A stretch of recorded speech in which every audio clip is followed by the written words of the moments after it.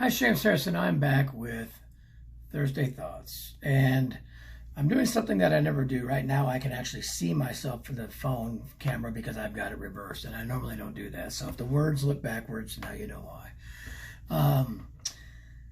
But anyway, I want to talk about a person that is pretty much my favorite drummer and has been since the late 70s, and that's Steve Smith, who was, at the time that I got into him, he was the drummer for Journey. Of course, he's had jazz groups. He was in Vital Information, Steps Ahead, and played with Tom Coster and all kinds of different things. He's actually just one of the best drummers in the world, but a huge influence on me. And I have to mention a friend named John Collar, who I went to college with, and John I was a big Ainsley Dunbar fan as well, because Ainsley had been with Frank Zappa and then with Journey, and I was kind of unsure about Steve Smith when I first heard that Evolution album. I really liked the music and I liked the grooves, but it was a different style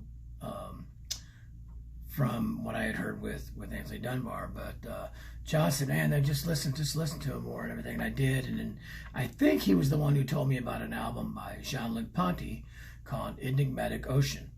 So I checked that out, and between the grooves and the stuff that he did with Journey, because the first single they had off that Evolution album was called Love and Touch and Squeeze, and it just had this killer fat shuffle, and his tom sound I just captured me. I thought it was the best recording toms I had ever heard, and I just fell in love with that album. I still think it might even be my favorite Journey album to date still.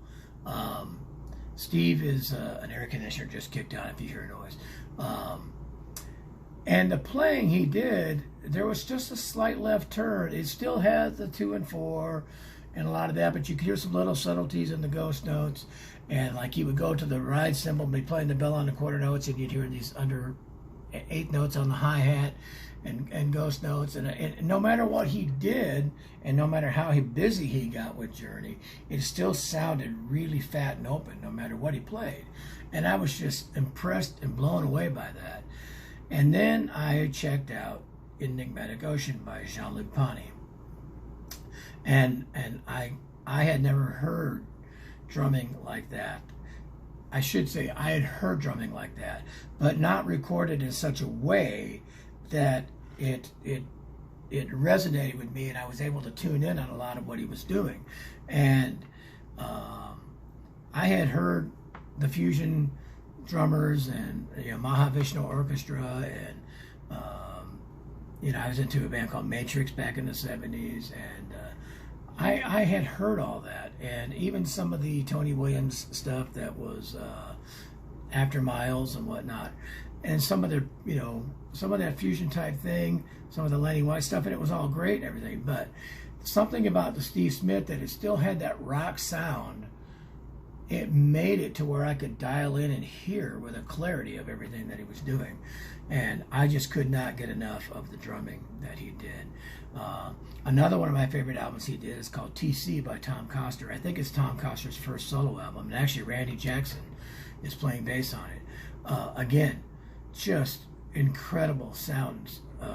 So part of what gravitated me to Steve Smith was not only what he was playing, it was the way he was playing it, but also the sound of the drums, and the sound that when I heard those fusion-y things played, it had a rock sound to it. It didn't have that jazz recording sound, even though it had jazz elements to it. And that's what I liked about early Vital Information and stuff too.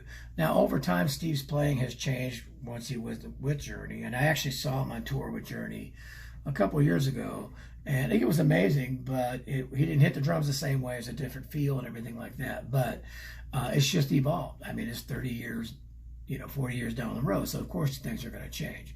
But to this day, I would probably rank him as my favorite drummer of all time, just because it seems like no matter what I do, I can't get away from how magical everything sounds and everything feels. And one of the other things that's impressed me about Steve Smith, and I've been fortunate enough to meet him a few times because I'm like a kid in a candy store. I run up to it at a clinic or a convention, and oh, hi, I'm one of your big fans. And I used to have him autograph things and stuff. Now I just say, hey, shake his hand and move on. But one of the most impressive things about me is he seems like an eternal student. He's constantly trying to better himself. It's not like he's resting on his laurels. He's constantly evolving, constantly creating new sounds, even with the different grips and stuff. He did a video on the history of the US beat, and he talked about some technique stuff, and he talks about how not just the traditional grip, but even the match grip evolution from this, you can see my hands, what we call German match grip, to kind of a hybrid American thing, to the French, to even people turning their hand over on the ride cymbal and doing different things and coming in at different angles and stuff. And you'll see him play things now that he just inverts his hands and does stuff while he's doing even a rudimental solo, and it completely changes the articulation and the some of the sounds of the snare. It becomes more than one dimensional of just, or more than the dimension of dynamics. It becomes more about longer and shorter sounds, not just staccato and legato, and it's just becomes very musical in a lot of ways. So I probably have everything Steve Smith has ever done. I have a floppy record that was in the middle of Modern Drummer one time, where he did a thing with Billy Sheehan on bass. I have the Tony McAlpine albums he played on. I have Focus Come Pro Beat by Focus, a Gil Goldstein album that he's on, a Jeff, I'm drawing a blank on the guy's name, but I know he did several different projects, and with Victor Wooten and Scott, I can't think of the guitarist's name, and Frank Gambale, he did a thing with A&M. So I have lots of albums of Steve Smith, and it's just, all of them to me are just amazing and everything. And I know Todd Zuckerman had done some kind of a thing where he had posted recently where he had written Steve Smith a letter, and he talks about that drumming on Enigmatic Ocean, and he's dead on. It's like, it's for some reason, the way he played it and the way it was sounded and recorded, it allowed you to hear things that you could relate to, that sometimes with other drummers you couldn't hear it that way.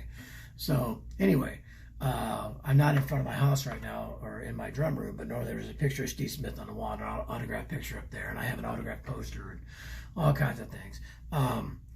But once I got into him, I really tried to emulate a lot of his playing when I was in different cover bands and stuff, and even original tunes with Redstone and stuff. I would channel some of the Steve Smith fills and feels on different tunes, because I just felt that was the best thing you could do. I couldn't think of a better way to do it. Why not try to do it similar to that? So that was my thing. And so to this day, he is still my favorite drummer. I'm not going to say that, he's the best drummer in the world. I hate when people ask me that, because my opinion is just one, and every person has a different opinion, and there's just really no way to compare things. It's like trying to compare, you can't compare Babe Ruth to Willie Mays to Mark McGuire to Barry Bonds. They're different eras, and same with pitchers, and Michael Jordan to LeBron James, everything. People will always do it. They always want to find a reason to compare. I still have that feeling that, to me, all my life growing up, Buddy Rich was the best. And to me, he probably still is. My favorite drummer is Steve Smith, and he is obviously and definitely one of the best drummers in the world. And he can do it all. Any style of music and brushes and everything, he does it all. Amazing drummer, and you can't go wrong trying to emulate somebody like Steve. And so that answers the question of a lot of people. Well, who's the best? Who's the favorite? Who's the best? I'm not sure. Who's my favorite? Steve Smith. Thanks.